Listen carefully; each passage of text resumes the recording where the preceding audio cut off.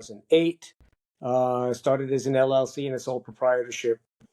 A lot of work was me, myself, and I, and a helper, and and because it was control freak, Yep, if sure. I wanted to go away for a weekend or a week, I told my help, "You're off. I can't trust you. I can't leave you with anything in my absence." So of course, there's that ebb and flow. Here again, I wound up finding that it was me that was the problem because I can only earn as much as I could make. I'd Mm, sell the jobs. I got the materials established for the project. I showed up. I communicated with the client diligently day in, day out, did impeccable work, and they loved me to death. But how do you scale that? right. And ultimately, I wound up realizing that I had to step that up. And this is where getting involved in the contractor fight initially was kind of like the elbow to the gut that told me, okay, now you need to do this.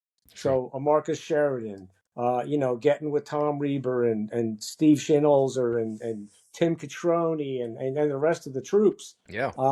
It was empowering for them to kind of go, hey, you got this. And I'm not the youngest guy in the room. So what I had to do is I had to look at this as though I got to elbow my way to the front of the class. I'm Yeah. not letting somebody come and jump in front of me. I'm just not allowing it. It's just my Right. personality. It's my Mm, character. And so it's like, let's do videos. Let's do testimonial videos. Hey, you're supposed to have, a $40,000 a year video guy follow you around that done. knows Got it. exactly Yeah. what you're supposed to do and how you do it. I mean, you look at what I've got going on. I got video testimonials that kick ass. I'm sorry. Yeah. Um, You did it. my website sells, and I did the things that were told.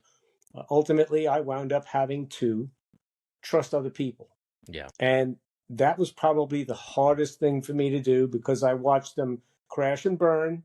I Hmm. watched them fall on their faces. I had to pick them up and dust them off. I had to throw people to the curb.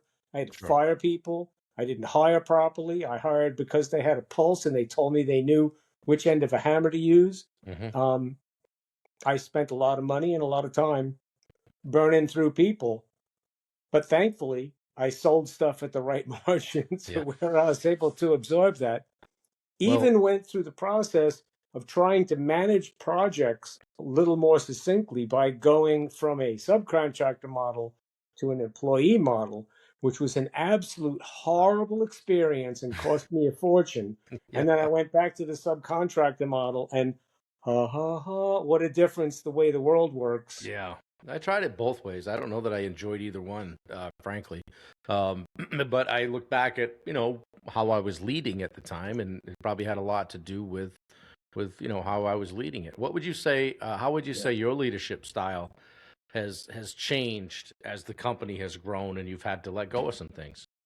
Immensely. And what I have to also revert back to is the role plays.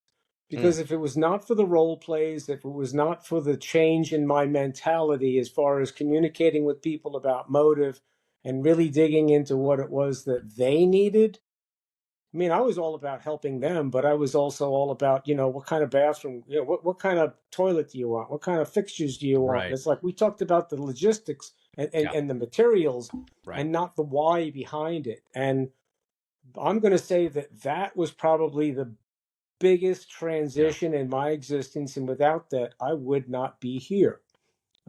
Empowering other people and working with them. I was the one doing the sales. I was bringing on project management people. I was bringing on superintendents.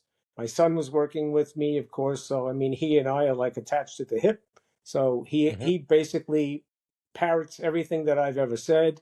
He's very eloquent and he's great with clients, makes them feel very well cared for and trusted. We got nothing but 5-star reviews. And I, in the scope of me getting involved with Steve was okay, I've got to step out of the role of being the hands-on leader, if you will. I was in charge of sales. I was overseeing the production. I was looking at the leads coming in. I was involved in the marketing. I mean, I still wore 12 hats. Right. And I had to get the hell out of that. And what it really came down to was when I got with Steve and got in that room, that was an elevated version